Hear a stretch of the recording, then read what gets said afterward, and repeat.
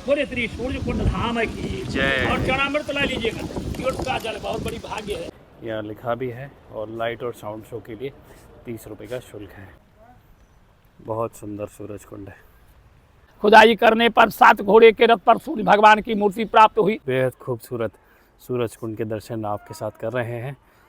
सूरज कुंड का जो मंदिर है, सूर्य भगवान का जो मंदिर है, वो ऐसे नज़र आता है। तो 2 नंदी भगवान है, ऐसा बहुत कम देखने में आता है। वो जल ले जाकर के राजा को दिए। राजा ने जैसे जलपान किया तो उनके शरीर में जहाँ जहाँ वो जल गिरा वहाँ का कुष्ठ रोग सही हो गया। हाँ, बोले श्री सूर्य भगवान की जय। आइए, हाँ आ जाए सभी लोग। हाँ, श्री सूर्य भगवान। यहाँ 2 मिनट बैठ जाएंगे तब महात्म को सुनिएगा। बैठ जाइए सभी। एक बार प्रेम से बोलिए श्री सूर्य भगवान की जय। ये श्री सूर्य भगवान की तपोभूमि है। ये पौराणिक स्थल है, मान्यता प्राप्त कुंड है। ये भूमि जो है बहुत ही महत्वपूर्ण है। ये श्री सूर्य कुंड उस समय का है जिस समय त्रेता युग में श्री अयोध्या जी में भगवान प्रभु राम जी का जन्म था। रामायण में लिखा हुआ है, बालकांड में, मास दिवस का दिवस भयो मर्म न जाना कोई, रवि समेत रथ क्यों निशा कौन विद हो। मास कहते एक महीने को और दिवस कहते एक दिन को। जिस समय त्रेता युग में श्री अयोध्या जी में भगवान प्रभु राम जी का जन्म था, सो राम जी के जन्मोत्सव में 33 कोटि देवता आ रहे थे आकाश मार्ग से। श्री सूर्य भगवान का रथ आ रहा था। श्री सूर्य भगवान का रथ सभी देवताओं के रथ के आगे चल रहा था प्रकाश करते हुए, क्योंकि 33 कोटि देवता थे, प्रकाश की विशेष आवश्यकता थी। श्री सूर्य भगवान ने रथ को आकाश मार्ग में रोक दिया। राम जी के जन्मोत्सव में खुश होकर के 1 महीने तपस्या किया, क्योंकि राम जी के जन्मोत्सव में 33 कोटि देवता थे, मनुष्यों को कोई गणना नहीं थी। प्रभु राम जन्म समय जाने ब्रह्मादि पधारे, धाये सूर्य विमान देव बधू करत गान, शीतल सुगंध पानी धवल नीर धारे। भगवान राम जी का जन्मोत्सव देखने के लिए संसार की जितने देवता थे सभी अयोध्यापुरी को आए। देवियां मंगल गान को गाती थी और मां सरजू जी का जलदूत के सामान निर्मल उज्ज्वल धारा बहने। सारा संसार राममय हो गया था। जैसे इस समय राममय हो गया है, भगवान राम जी के नाम का झंडा लहरा रहा सारे संसार में। सूर्य भगवान ने 1 महीने का दिन कर दिया कि भगवान प्रभु राम जी की 6 दिन की छठी हो जाए, 12 दिन की बरही हो जाए, 1 महीने के शुद्धिकरण हो जाए। यानी कि हिंदू में संतान होने पर जो राज का नाम रखा जाता है। वेद मंत्र शोधि शोधि कर पुराण सब संति और संत को भेद को बताते हैं। ज्योतिषी लोग, विद्वान लोग वेदों में गणना करते हैं, कहते संसार के पालनहार का अवतार हो गया है। इसलिए सूर्य भगवान ने 1 महीने का दिन कर दिया कि भगवान प्रभु राम जी की 6 दिन की छठी हो जाए, 12 दिन की बरही हो जाए, 1 महीने के शुद्धिकरण हो जाए। 1 महीने का 1 दिन कर दिया, किसी को नहीं मालूम 1 मास के 1 दिन हुआ। इधर कलयुग में अयोध्या के महाराजा दर्शन पैदा हुए, श्री सूर्यवंशी अयोध्या नरेश। उन्होंने श्री सूर्य कुंड का निर्माण कराया। खुदाई करने पर 7 घोड़े के रथ पर सूर्य भगवान की मूर्ति प्राप्त हुई, जो मंदिर में अभी भी स्थापित है, दर्शन होता है। इसी से इसको श्री सूर्य कुंड कहा जाता है। शंकर जी की मूर्ति निकली, शंकर जी के नीचे खजाना निकला, उसी खजाने से राजा ने सूर्य कुंड का निर्माण कराया। अयोध्या का महात्म देखा गया। सो मुख्य रूप से अयोध्या 14 कोष की मानी जाती है। श्री अयोध्या में 360 तीर्थ 5,989 मंदिर पाए गए। सभी मंदिरों की मिट्टी से राजा ने वेदी बनाई। 11,000 मन का यज्ञ करवा करके 360 तीर्थों का जल श्री सूर्य कुंड में डाला गया। इसका महात्म है। जो भी यात्रीगण यहाँ आते हैं, श्री सूर्य कुंड धाम को प्रणाम करते हैं, जल को 7 बार मस्तक पर लगाते हैं, श्री सूर्य भगवान का दर्शन करते हैं, सो 360 तीर्थ यात्रा का फल प्राप्त होता है। द्रोण कुंड, अग्न कुंड, ईशन कुंड, हनुमान कुंड, सुग्रीव कुंड, खरजा कुंड, दुर्गा कुंड, काल कुंड, सतीश कुंड, ऋषि कुंड, मुनि कुंड, श्याम कुंड, वेद कुंड, विद्या कुंड, सीता कुंड, अग्न कुंड, ईशन कुंड, हनुमान कुंड, सुग्रीव कुंड, इतना लेकर के 360 तीर्थ का महत्व। यहाँ आ जाने से आपका श्री अयोध्या यात्रा पूर्ण हो जाता है। बोले श्री सूर्य भगवान की। सभी लोग चलिए जल को मस्तक पर दीजिए। मेरा जो अमन का लीजिए, इसका अपना जो लगाया। हाँ हाँ हाँ, बस यहाँ का महत्व यही है सरकार। हाँ,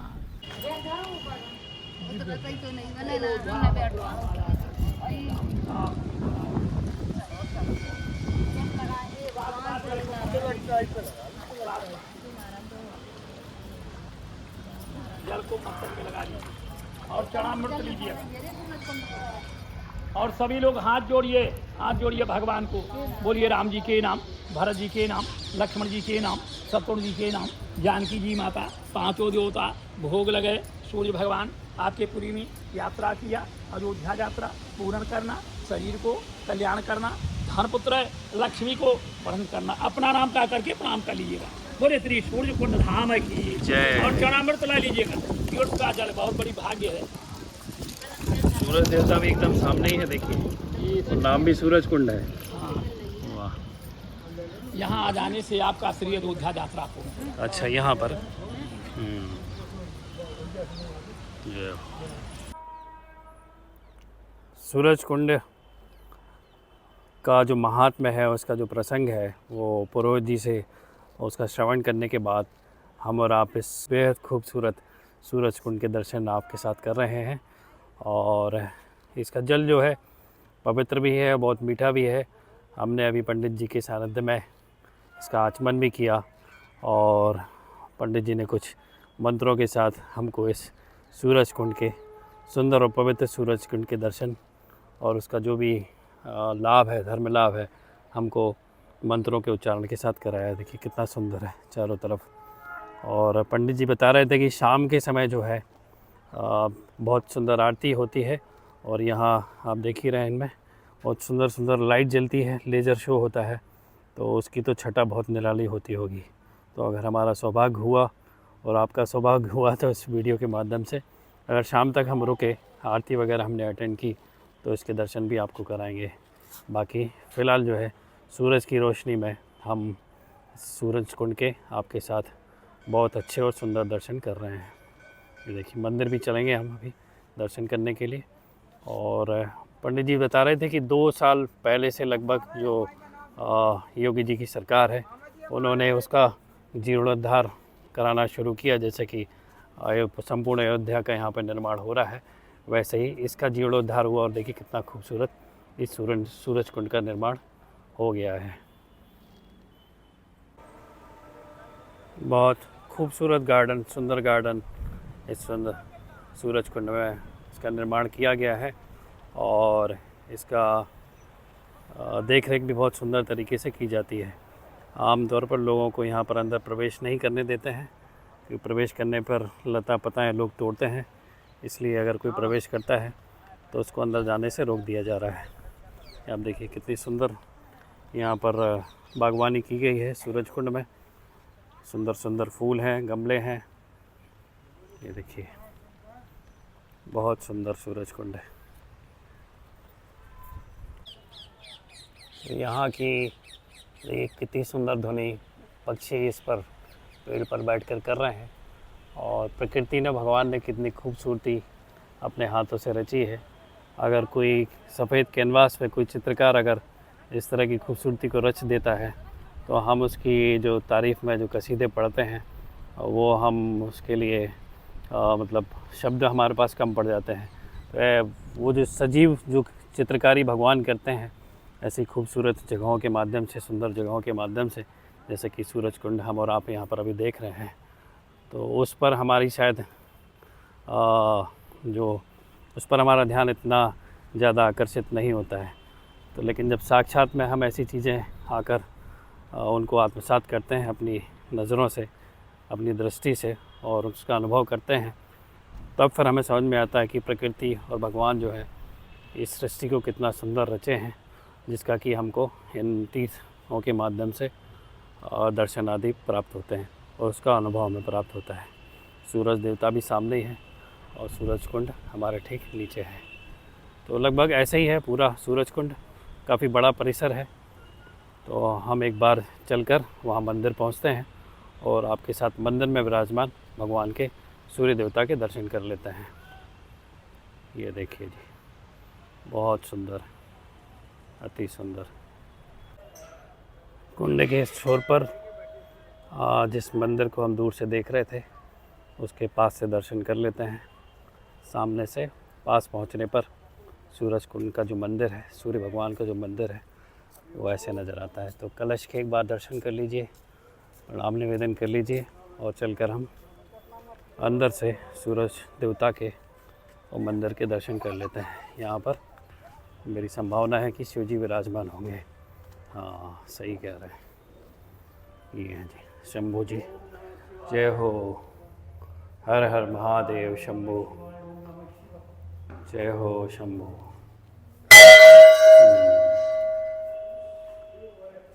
शिव भगवान का सुंदर सा मंदिर है, शिवलिंग यहाँ विराजमान है। यहाँ पर भी शिव जी विराजमान है सुंदर से। और शिव जी होंगे तो उनका परिवार भी होगा पूरा। यहाँ सरस्वती माता विराजमान है और इधर गणेश जी हैं। जय हो श्री गणेश भगवान। माता पार्वती हैं और उनके नंदी भगवान। ये हमारे शिव भगवान यहाँ पर सूरज कुंड के मंदिर में विराजमान है। जय हो सूर्य देवता की, जय हो भोलेनाथ की। अब हम चलते हैं मुख्य मंदिर, जो सूरज कुंड में यहाँ पर इसके ठीक बगल में स्थित है। ये यहाँ से भी देखिए सूरज की रोशनी सुंदर से वृक्ष से छनकर आती हुई। मंदिर के लिए प्रवेश जो है, शिव जी के हमने दर्शन इस तरफ किए। यहाँ पर देखिए कितना सुंदर नीला आसमान है। ऊपर ऐसा लग रहा है कि भगवान श्री कृष्ण और रामचंद्र जी, जिनका की वर्ण वही है जो आसमान का दिख रहा है, तो उनकी छत्र छाया में ये अयोध्या धाम में ये सूरज कुंड भी है। और हम मंदिर के परिसर में दर्शन करने के लिए पहुंच गए हैं। एक बार यहाँ से देखिए शिव भगवान का जो मंदिर है, इसके हमने दर्शन किए हैं।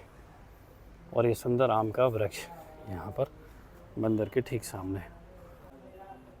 ऊपर गणेश जी विराजमान हैं। श्री गणेश करते हैं हम अंदर दर्शन के लिए। गणेश जी को प्रणाम कर लीजिए आप और मैं, और हम फिर चलकर यहाँ अंदर मंदिर में विराजमान सूरज देवता के दर्शन करते हैं। जय हो भगवान, जय हो।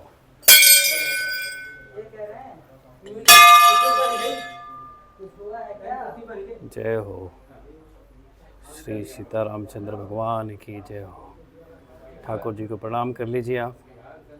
सीताराम जी विराजमान है, हनुमान जी भी हैं और सूरज देवता भी है। जय हो भगवान की जय हो। श्री सीतारामचंद्र भगवान की जय हो। जय हो ठाकुर जी।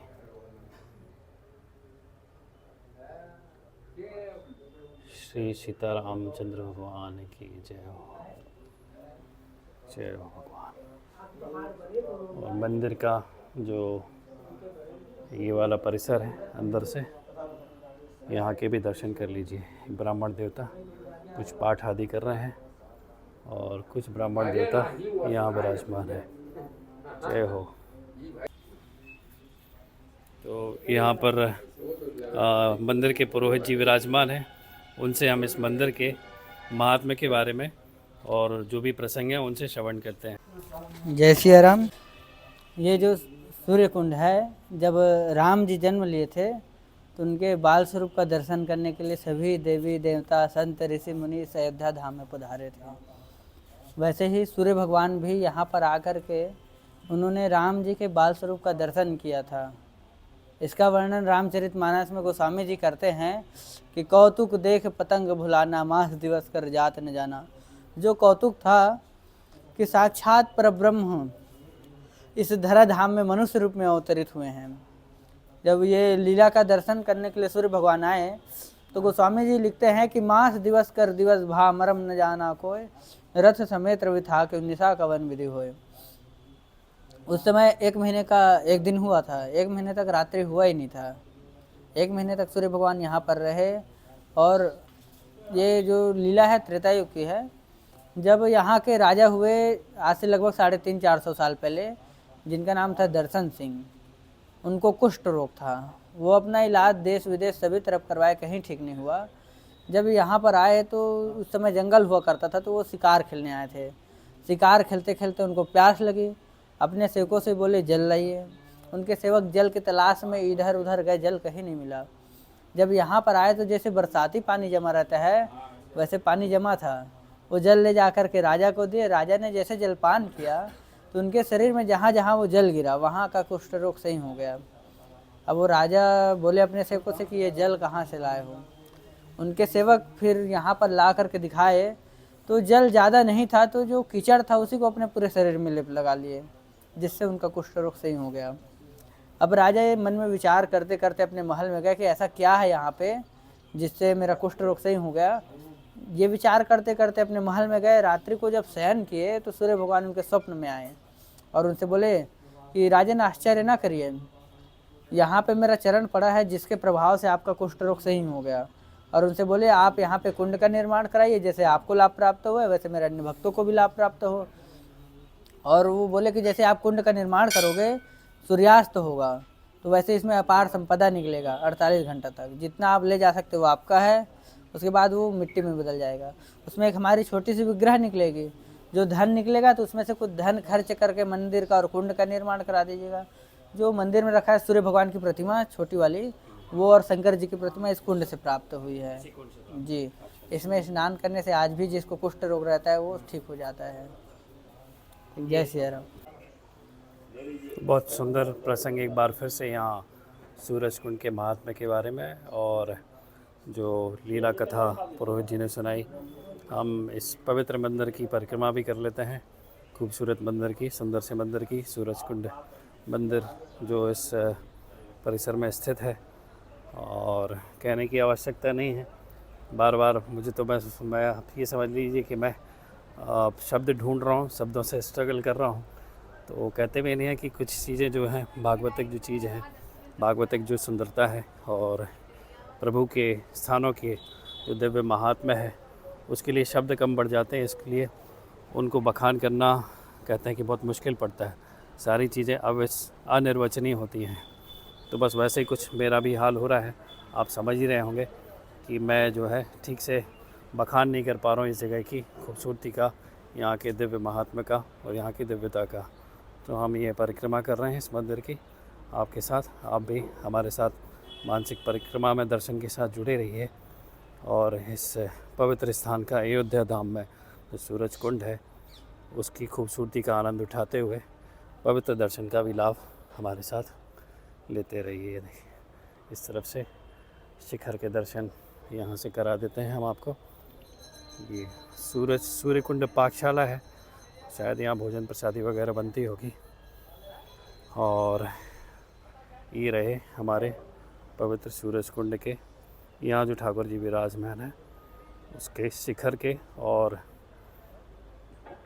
ध्वजा के दर्शन। ध्वजा इस तरफ है ये। जय हो भगवान श्री सीता रामचंद्र भगवान की जय हो। जय श्री राधे। विशाल मछलियों का झुंड आप इस सूरज कुंड में देख ही रहे होंगे। वीडियो में तो लग रहा होगी बहुत छोटी छोटी मछलियां हैं, लेकिन प्रत्यक्ष देखने पर समझ में आ रहा है कि बहुत विशाल विशाल बड़ी बड़ी मछलियां इस सूरज कुंड में, पवित्र सूरज कुंड में है। और बड़ी स्वच्छंदता के साथ वो इस सूरज कुंड में विचरण कर रही हैं। जय हो श्री भगवान की।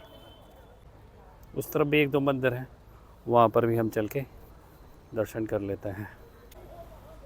पवित्र वायु यहाँ बह रही है, सुंदर वायु, सुगंधित वायु, ठंडी ठंडी वायु।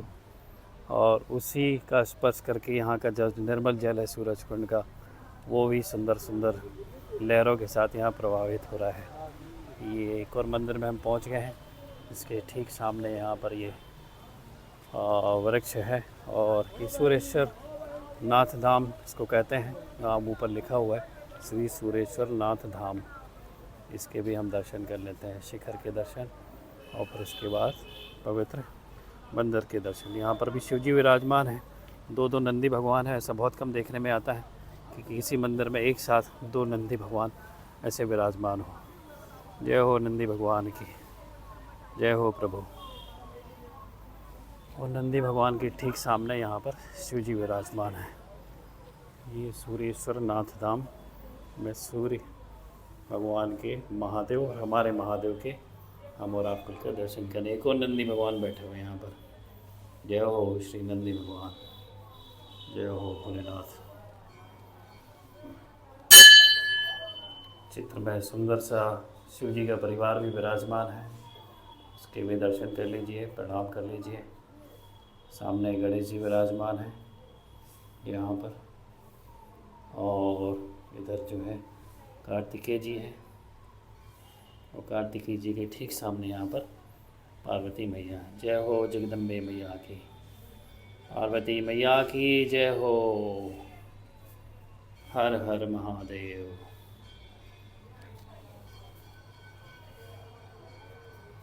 यहाँ के भी हमको सुंदर और पवित्र दर्शन प्राप्त हो गए। नंदी भगवान को एक बार और प्रणाम कर लीजिए। जय हो श्री नंदी भगवान की। हा, क्या खूबसूरती है इस जगह की। सचमुच आने से पहले हमारी माता जी ने कहा था एक बार तुम वहाँ पहुँच बस जाओ, मतलब हम यहाँ पहुँच बस जाएं, और यहाँ की खूबसूरती को देखकर तुम बोले पागल हो जाओगे। सचमुच देखिए कितनी सुंदर वायु बह रही है, और इस वायु में ये पेड़ों के पत्ते कितने सुंदर दिख रहे हैं, इतनी आवाज़ भी कर रहे हैं। मधुर संगीत जो प्रकृति का है वो यहाँ पर आप शायद उतने अच्छे से पता नहीं और उसका श्रवण कर पा रहे हैं नहीं कर पा रहे हैं, लेकिन मुझे तो यहाँ ऐसी अद्भुत अनुभूति हो रही है कि जिसका बखान शब्दों में मेरे लिए क्या शायद हर किसी के लिए भी एक असंभव जैसा ही टास्क होगा। प्रयास ज़रूर कर सकते हैं लेकिन अपने आप को पाएंगे असमर्थ ही। भगवान भोलेनाथ के मंदिर के यहाँ ठीक बगल में सूर्य कुंड जो परिसर है वहाँ पर एक और मंदिर है पेड़ के नीचे, और ये भी बड़ा सुंदर मंदिर है। शनि भगवान का मंदिर है। हम एक बार पहले यहाँ से दर्शन कर लेते हैं। जय हो शनि भगवान की, शनि महाराज की जय हो। ये हैं प्यारे से सुंदर से शनि महाराज, इनके आप दर्शन कर लीजिए। मैंने तो वैसे कर लिए हैं, और प्रणाम निवेदन कर लीजिए। जय हो शनि भगवान की, शनि देवता की जय हो। जय हो शनि महाराज, जय हो भगवान। श्री शनिदेव मंदिर की जय हो। पीपल के वृक्ष के नीचे विराजमान होते हैं शनि भगवान ज़्यादातर, और बगल में हनुमान जी भी हैं और एक महाराज जी यहाँ पर हैं। हम सूर्य भगवान के साथ साथ शनि भगवान की भी परिक्रमा कर लेते हैं। और सबको वैसे पता ही होगा कि शनिदेव जो है वो कोई और नहीं सूर्य भगवान के ही पुत्र हैं। तो सामने उनके पिताश्री विराजमान हैं, और पीछे जो है उनके यहाँ पर पुत्र जो हैं शनिदेव यहाँ पर विराजमान है। तो बाकी सभी मंदिरों की तरह ये जो शनि महाराज का जो परिसर है, वो शनि महाराज का जो मंदिर है, और स्वयं शनिदेव जो हैं वो ही बहुत सुंदर है। जय हो शनि भगवान की जय।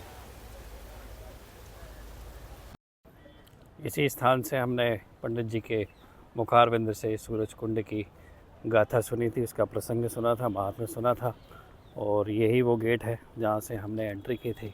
एंट्री के बारे में मैंने आपको बताया नहीं था।